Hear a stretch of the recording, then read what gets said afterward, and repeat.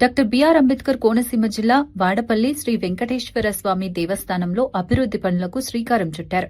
సుమారు 1,75,00,000 వ్యయంతో 8.88 సెంట్ల భూమిలో నూతన పార్కింగ్ స్థలాన్ని అభివృద్ది చేసి ప్రారంభించారు.